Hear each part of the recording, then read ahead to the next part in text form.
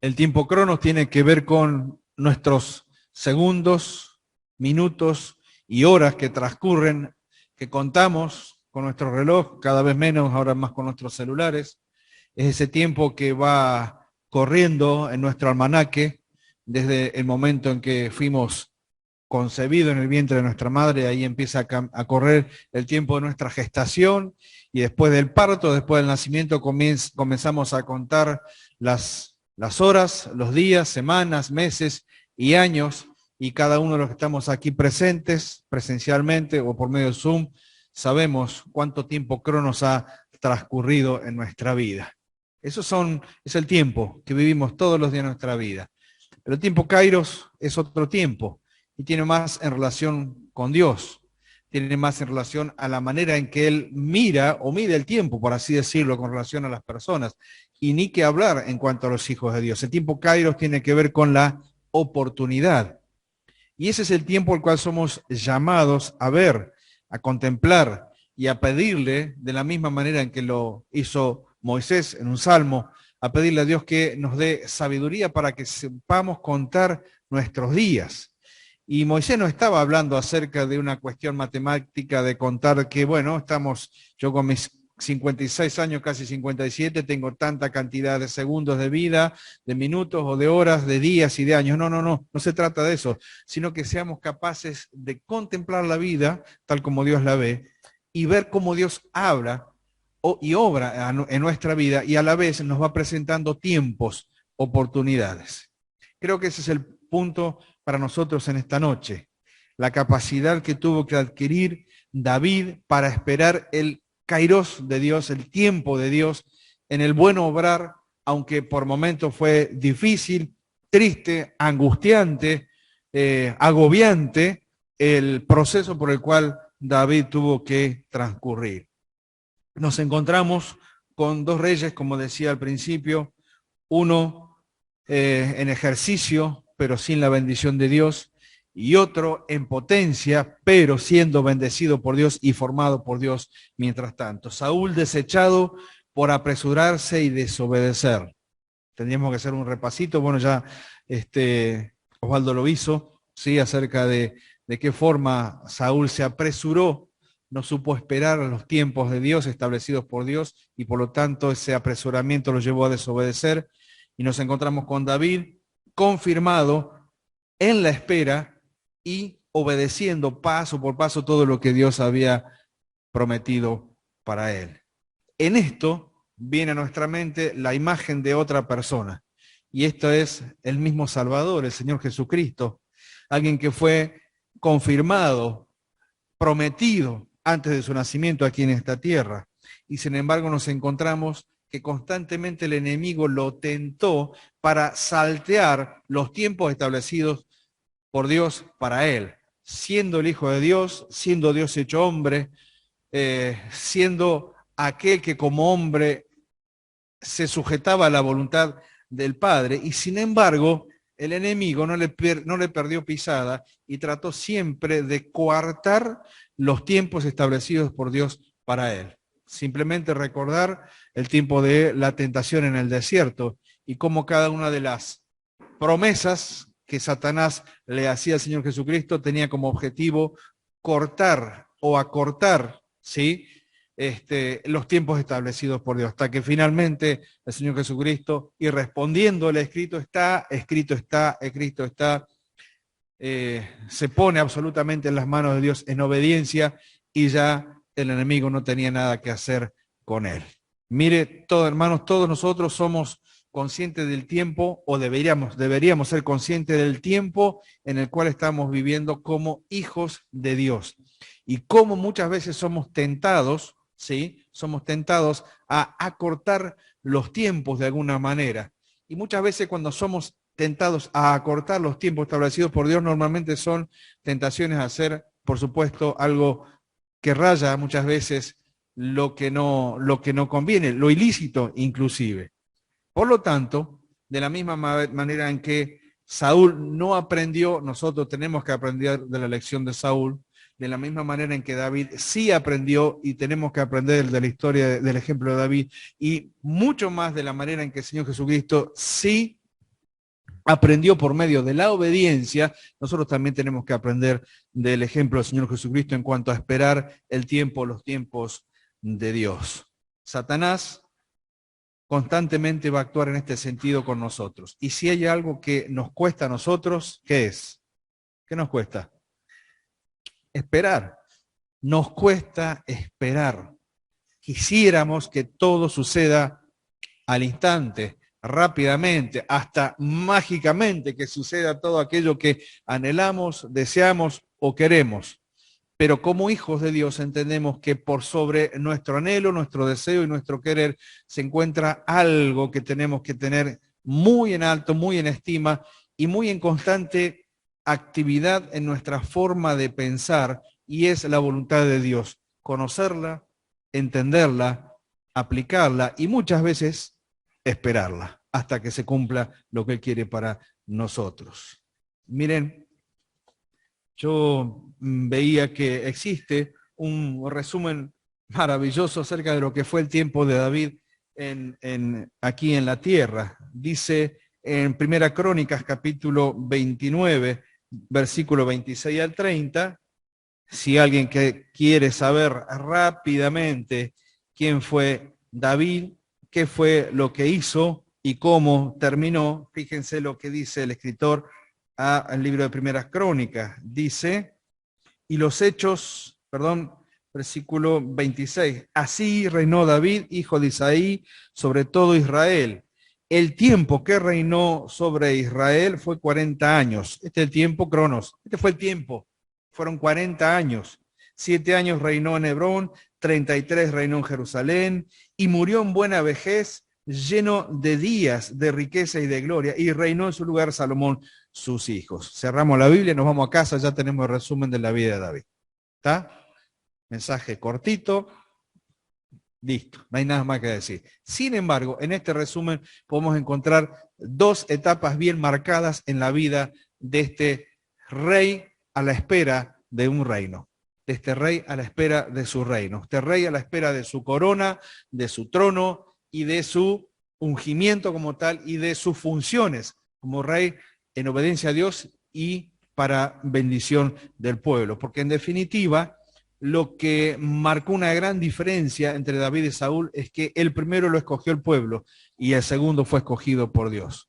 Eso marca una gran diferencia cuando entendemos lo que Dios escoge para bien de una persona, de un pueblo o de una nación. David tiene que aprender a esperar el tiempo de Dios en medio de las amenazas. Miren, después que David se acerca a luchar contra Goliat, nos encontramos con que Saúl toma nota de este joven. No solamente toma nota de él, seguramente que queda admirado, seguramente que queda sorprendido. Ni siquiera el rey se había animado tanto, ni siquiera sus paladines, sus mejores guerreros se habían animado. Y sin embargo, un jovencito ya estaba demostrando que no solamente era hábil en la batalla, sino que también estaba demostrando qué tipo, qué calidad de fe tenía. Él fue a enfrentar a este gigante en el nombre de Jehová de los ejércitos. Es decir, fue con su habilidad, fue con su capacidad, pero entendía que detrás de él había alguien que como poderoso gigante lo estaba sosteniendo y lo estaba llevando a un triunfo que marcaría a partir de ahí su vida. Toma nota Saúl. Y en el tiempo en que Saúl estaba sufriendo, ¿sí?, y desesperando por el abandono de Dios hacia su vida, y yo a veces pienso lo que debe haber significado mentalmente para Saúl, este esfuerzo de tratar de ordenar sus pensamientos, siendo consciente de que ya Dios no estaba con él, entra en una etapa oscura, de locura, y en donde se le aconseja musicoterapia.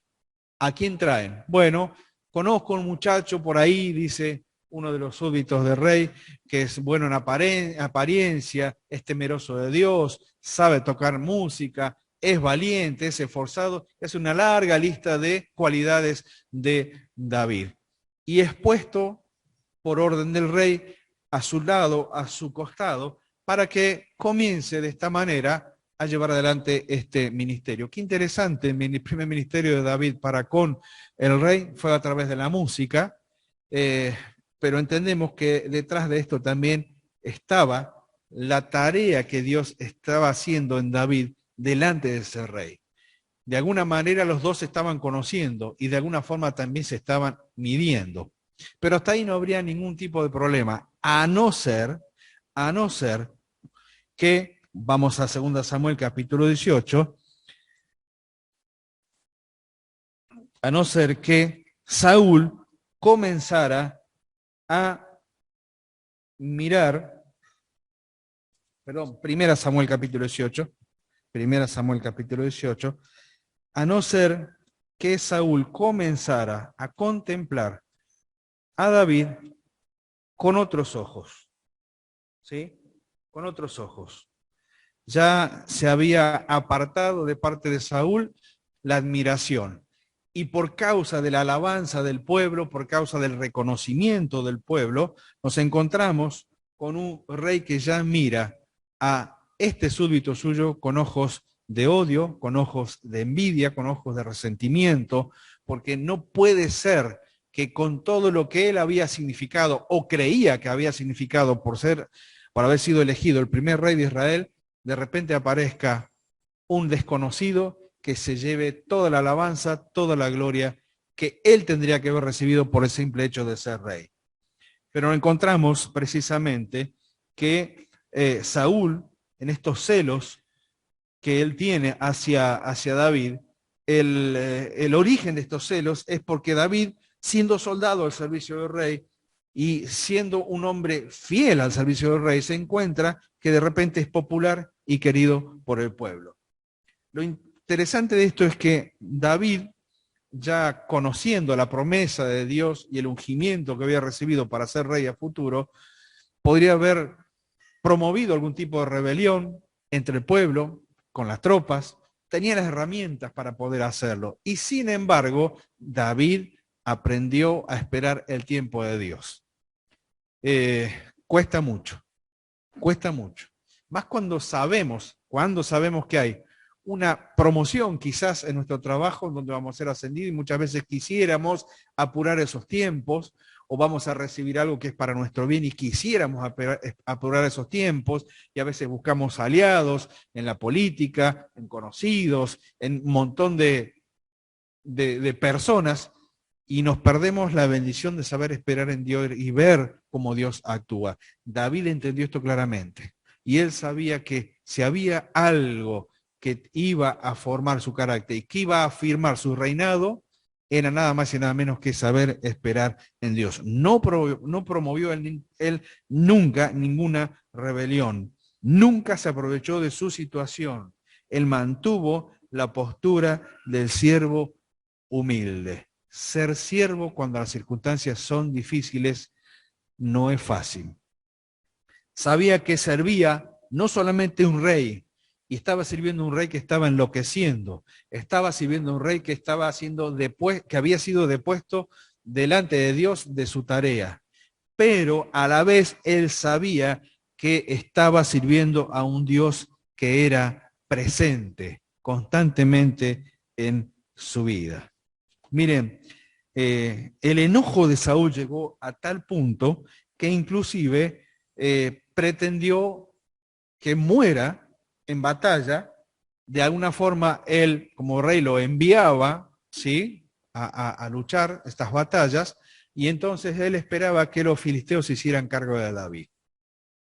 ¿De dónde habrá aprendido después David, no? Estoy pensando la técnica esta de poner el frente a la batalla. Bueno, eso va a ser para más adelante. Ahora me estoy dando cuenta. Mal ejemplo que aprendió David. Y sin embargo, David utiliza a sus hijas, ofreciéndole una, ofreciéndole a otra. Me dice, lo único que te pido, si vas a quedarte con Mical, ¿sí?, la otra hija de Saúl, que lo amaba mucho a David, le dijo, quiero que me traigas una X cantidad de prenda de los filisteos para que de esta manera yo sepa que amas a mi hija, que me eres fiel y que eres un buen partido. Entonces David pide consejo y lo hace de esta manera. ¿Cuál es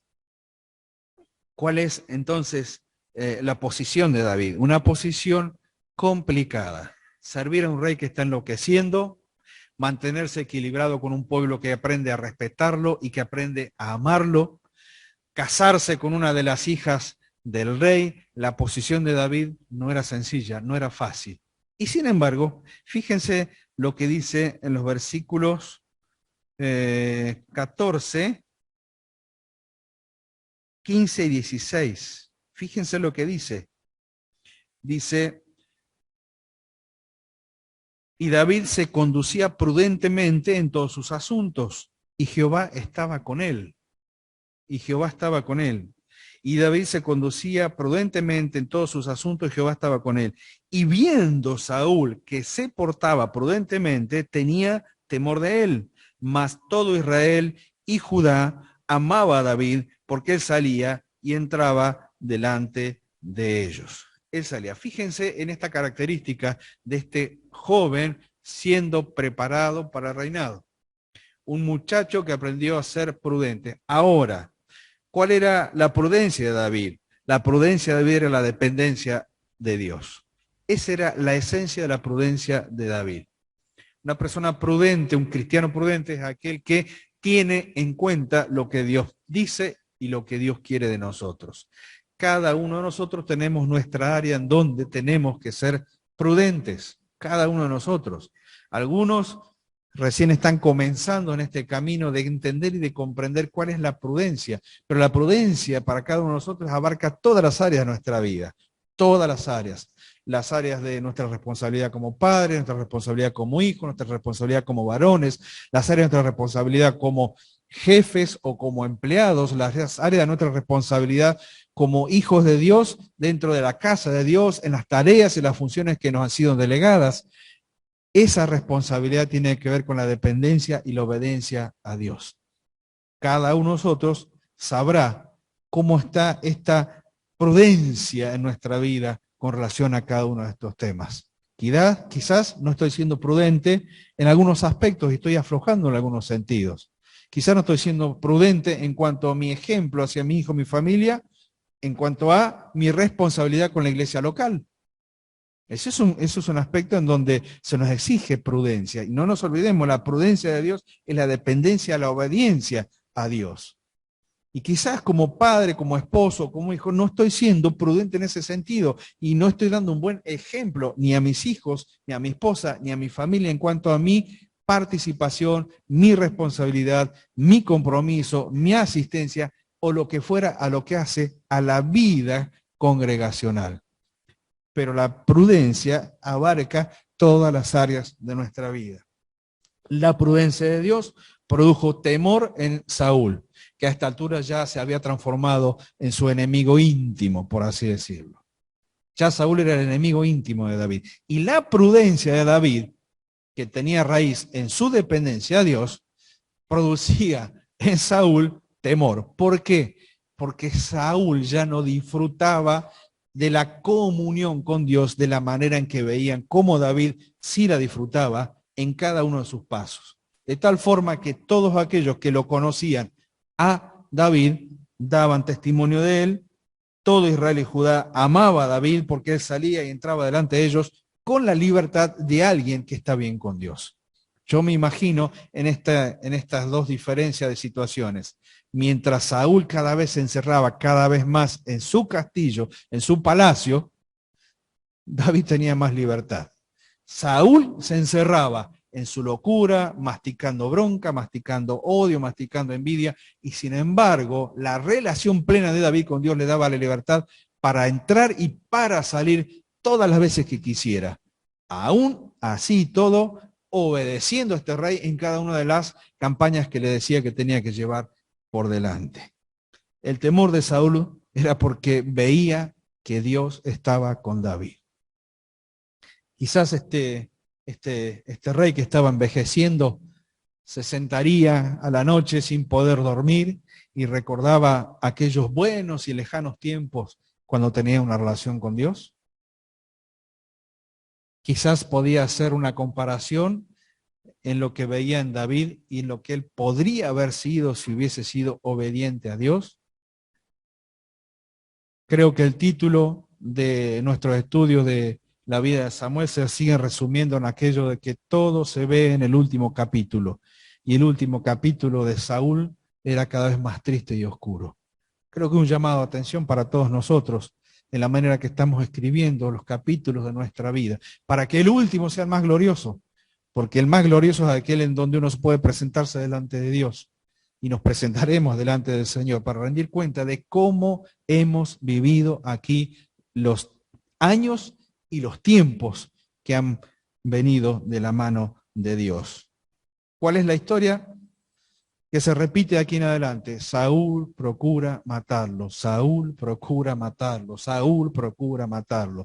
Si no es por la lanza, es por medio de los filisteos, es por medio de la persecución, es por medio de todos los medios que tuviese por tener el poder, por ser rey en su mano. Y sin embargo, nos encontramos que David, en medio de todas esas situaciones difíciles, aprendió a buscar refugio. Aprendió a buscar refugio. Capítulo 19, versículo 18, en una de estas persecuciones de parte de Saúl a David, nos encontramos con David encontrándose con una persona muy especial. Primera Samuel 19, 18 dice, huyó pues David y escapó, y vino a Samuel en Ramá y le dijo todo lo que Saúl había hecho con él. Y él y Samuel se fueron y moraron en Nayot. Qué bueno que es tener alguien a quien ir, ¿verdad? Qué bueno. No solamente tenía alguien en quien confiar en el castillo, como era el caso de Jonatán, y del cual se tuvo que despedir posteriormente, sino que también cuando tuvo que huir, cuando ya no había otra opción para preservar su vida, David supo a quién ir. Es cierto, tenía al Señor, tenía a Dios como su paladín, como su confidente, como su amigo, como aquel que lo estaba formando. Es cierto, pero también es cierto que a veces, muchas veces necesitamos aquella persona a la cual podemos acudir. Y yo me imagino a un viejo y sabio Samuel sentado con David y escuchando todas las cuitas que surgían del corazón de aquel joven, que iba a ser rey, que todavía no lo era, pero que estaba pasando por una escuela difícil durante todos esos años. Y me imagino a Samuel diciéndole, bueno, querido, vení, vamos a otro lugar, vas a descansar, vamos a hablar, vamos a conversar, te voy a aconsejar y te voy a ayudar. Samuel fue un refugio para la vida espiritual de David. Más adelante, en el capítulo 21, versículo 1 al 10, en su huida, huyendo nuevamente de Saúl, nos encontramos con David encontrándose ya no con un profeta, sino con el sacerdote Ahimelech. Y dice que se sorprendió Ahimelech de su encuentro y le dijo, 21:1, ¿cómo vienes tú solo y nadie contigo? Y respondió David al sacerdote Ahimelech, el rey me encomendó un asunto y me dijo, nadie sepa cosa alguna del asunto a que te envío y lo que te he encomendado, y yo le señalaré a los criados un cierto lugar. David no quiere cargar contra no quiere cargar la situación del rey contra Ahimelech, pero encuentra en Ahimelech la ayuda práctica que él necesitaba.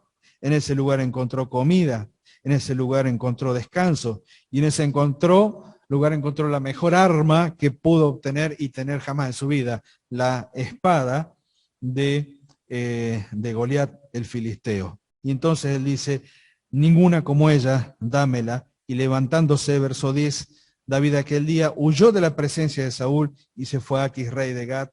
Y los siervos de Aquis le dijeron, ¿no es este David rey de la tierra?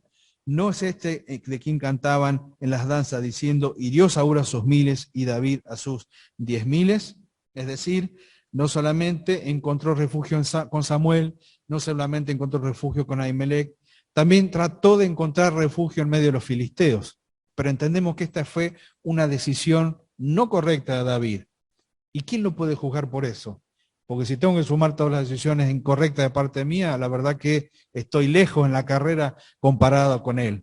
Pero fue una decisión tomada por la presión apresurada, por todo lo que estaba viviendo y por la necesidad de sostenerse con vida.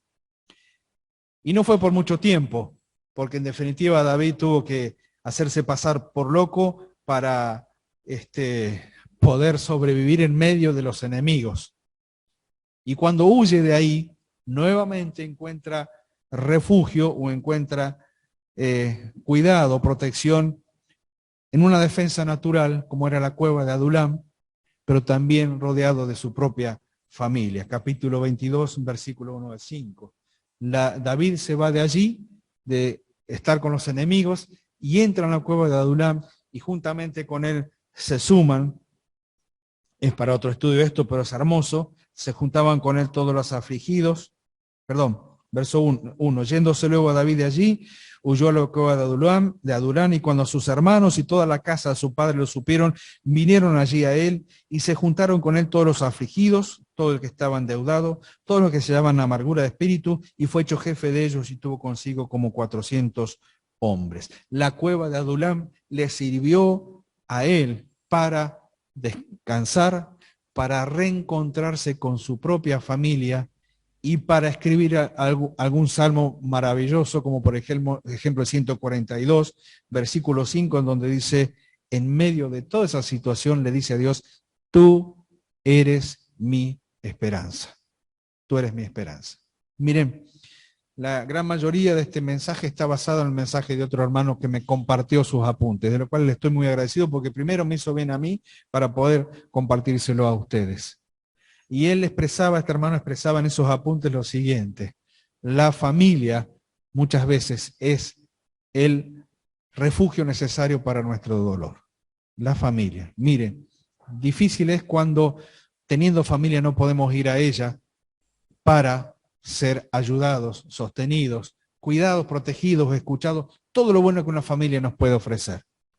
Pero también es cierto que aún en circunstancias cuando estamos solos, y no tenemos familia a nuestro alrededor, sí existe una familia espiritual que está dispuesta a aceptarnos, a escucharnos, a ayudarnos y socorrernos. Y en nuestro caso, de este lado de la historia, y tantos siglos después, entendemos que la iglesia como tal, la familia espiritual que Dios ha puesto a nuestro alrededor, cumple el lugar que muchas veces nuestra propia familia de sangre no nos puede dar o es incapaz de darnos.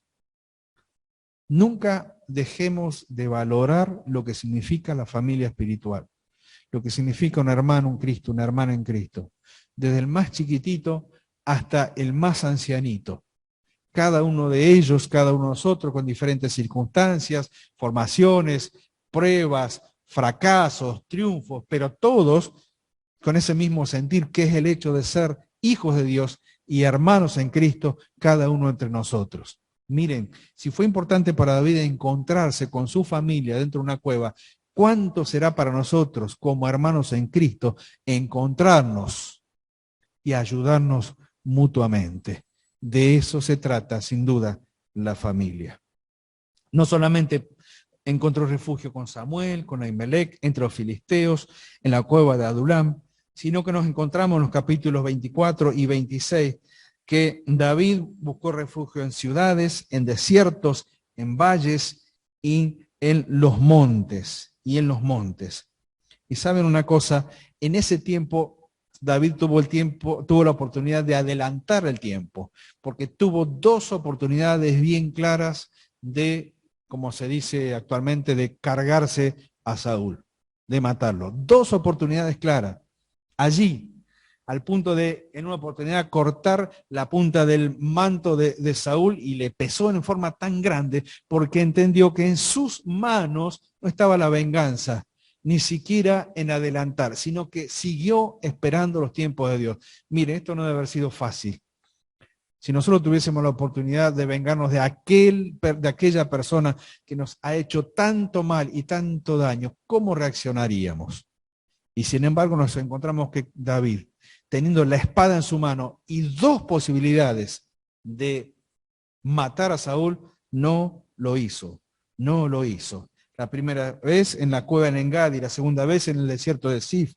Y nos encontramos con que David aprendió a esperar. Salmo número 40 dice lo siguiente. Salmo 40 habla acerca de esa espera, versículo 1. Pacientemente esperé a Jehová y se inclinó a mí y oyó mi clamor, y me hizo sacar del pozo de la desesperación, del lodo cenagoso, puso mis pies sobre peña y enderezó mis pasos. Pacientemente esperé a Jehová. No es que esperaba en, aunque lo incluía, sino que pacientemente esperó al accionar de Dios a su favor. Y vaya que sí, que así lo hizo. Esperar el tiempo de Dios, como decía al principio, no es algo que sea sencillo para ninguno de nosotros. Cada uno de nosotros sabemos cuáles son las instancias en donde tenemos que estar esperando algo, ¿sí? Donde tenemos que estar esperando algo. Les cuento algo con relación a Luciano, que lo tengo aquí cerca mío. Y yo pude acompañar en este tiempo donde sabía que se acercaba su casamiento y sin un trabajo fijo. Y sin embargo había hecho todo lo correcto que tenía que hacer para que ese trabajo pueda llegar. Pero una cosa es decirlo y otra cosa es esperarlo. Porque a medida que pasaban las semanas, los días y los meses y se acercaba el tiempo y se acerca el tiempo de casamiento, uno comienza a hacerse todas las preguntas. Bueno, ¿cómo voy a seguir adelante? ¿Cómo voy a sostener? ¿Cómo voy a ofrecer a mi matrimonio todo aquello que necesita de parte mío como hombre y proveedor de la casa? Bueno, tuvimos que aprender juntos, porque fue un trabajito entre los dos, mientras trabajábamos juntos en el taller, a esperar los tiempos de Dios. Y muchas veces decimos, cuando menos lo esperaba, Dios respondía. Siempre Dios tiene la última palabra.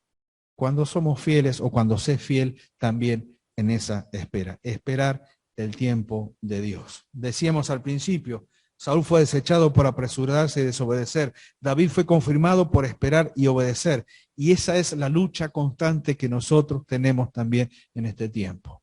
¿Nos desesperamos o esperamos? ¿Obedecemos o desobedecemos? ¿Somos desechados o fallamos o somos confirmados y obtenemos aquello que Dios prometió a nuestra vida? Salmo 31, capítulo 31, versículo 5. Vamos hacia allá. Salmo 31, 5.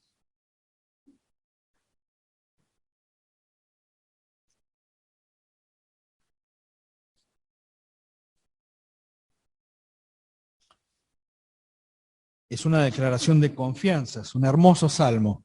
Alguna vez lo hemos compartido en los devocionales. Pero fíjense, por ejemplo, lo que dice el versículo 5. En tu mano encomiendo mi espíritu. ¿Sí? ¿A quién les hace recordar esto? Al Señor. En tu mano encomiendo mi espíritu. Esta oración, escrita por David, seguramente que él no sabía el alcance y de qué manera quedaría plasmada por toda la eternidad en la expresión en los labios del Señor Jesucristo, en un momento crucial de la vida del Señor, en la cruz. En la cruz el Señor tuvo esa expresión suprema de confianza en el Padre. En tu mano encomiendo mi espíritu, y habiendo entregado el espíritu, inclinó su cabeza y entregó el espíritu, perdón. Inclinó su cabeza y entregó el espíritu. Es una expresión de suma confianza de parte de alguien que sabía y conocía los tiempos establecidos por Dios. El Señor murió en el momento en que tenía que hacerlo. Ni antes, como lo esperaba el enemigo, ni después, porque los tiempos le pertenecían al Padre. Pero en el mismo Salmo y el versículo 15 nos encontramos con esta expresión. Dice David, en tu mano están mis tiempos. Líbrame de la mano de mis enemigos y de mis perseguidores. Y sigue expresando este salmo plena confianza en Dios. Pero fíjense, no solamente en la mano de Dios se encomendaba su espíritu, David, sino que en la mano de Dios se encomendaba su tiempo. Uno tenía que ver con su experiencia diaria de comunión con Dios. La otra tenía que ver con su experiencia diaria de confianza en Dios. En tus manos están mis tiempos. Está puesto en plural, porque abarca todo lo que significó la vida de David. Y tranquilamente lo aplicamos para nosotros. ¿Qué tiempo nuestro está en las manos de Dios? Nuestro tiempo pasado está en las manos de Dios. Nuestro tiempo pasado está en las manos de Dios, el tiempo pasado en donde no lo conocíamos a Él y vivíamos como queríamos. Todo ese tiempo pasado quedó limpiado y perdonado por la obra de Cristo. Pero ese tiempo está en las manos de Dios en el hecho de que nunca más Él nos va a reprochar nada de aquello que nos hacía vivir lejos de Él. Pero también como creyentes tenemos un tiempo pasado desde el tiempo en que aceptamos a Cristo como Salvador hasta hoy. Y en ese tiempo pasado está aquello de lo cual podemos echar mano para seguir aprendiendo. Nuestros errores, nuestros aciertos, nuestras lágrimas, nuestros fracasos, nuestras propias cicatrices. Todo eso que pertenece al tiempo pasado también está en las manos de Dios. Y podemos echar mano a aquellas experiencias que quizás no fueran buenas para seguir creciendo y para no repetirlas. El tiempo presente está en las manos de Dios. En tus manos están mis tiempos. Este presente con nuestras luchas, con nuestras metas, con nuestra familia, con nuestro trabajo, con lo que quisiéramos lograr. En las manos de Dios también está este tiempo presente. Pero en las manos de Dios también está el tiempo futuro, nuestra esperanza, inclusive nuestros temores, nuestras expectativas, nuestras dudas, nuestras incertidumbres acerca de aquello que yo no puedo controlar y que tengo que confiar de la misma manera en que David aprendió a confiar. En sus manos, desde que nacimos, mientras vivimos y hasta la hora de nuestra muerte. Pero ¿saben una cosa? También tengo que confiar en las manos de Dios en cuanto a la eternidad. Porque tal como dice, se lo pregunté a Alan, no me acordaba el número, el himno número 112, fíjense lo que dice en su última estrofa, me encanta este himno, dice, mas no es la muerte que espero, Señor, la tumba mi meta no es, tu pronta venida en tu tierno amor, esperando mi alma hoy está. Es decir, que a esta espera de los tiempos de Dios para mí, pasado, presente y futuro, también le agrego el tiempo de la eternidad. Porque ese tiempo también está en las manos de Dios. Y el Señor ha prometido que ese va a ser un tiempo glorioso, en donde no lo sé si tendremos la capacidad de mirar hacia atrás, la verdad no lo sé, ¿sí? Si tendremos esa capacidad de mirar hacia atrás y ver de qué forma fue el accionar de Dios con relación a nuestra vida, pero lo que sí sé y lo que estoy seguro es que como escribió este hermano que me prestó sus apuntes, la cueva no es el final de nuestra vida. La cueva no es el final de nuestra vida. No necesariamente tengo que vivir adentro de una cueva para sentirme protegido. David estuvo un tiempito y salió de ahí porque aprendió a confiar en Dios. Aprendió a confiar en Dios. Salmo número 31, versículo 23, dice finalmente 3 palabras, 3 expresiones de parte de David. Amad a Jehová todos vosotros sus santos, a los fieles guarda Jehová, y paga abundantemente al que procede con soberbia. Esforzaos todos vosotros los que esperáis en Jehová, y tome aliento vuestro corazón. Miren, estas palabras finales de David en este salmo reflejan el resultado final de toda su experiencia con Dios y de su formación para ser rey de Israel. Primera Samuel termina con el último capítulo, precisamente, algo compartió Osvaldo anteriormente, pero termina con el último capítulo, capítulo 31, con una nota triste que es la muerte de Saúl y de sus hijos,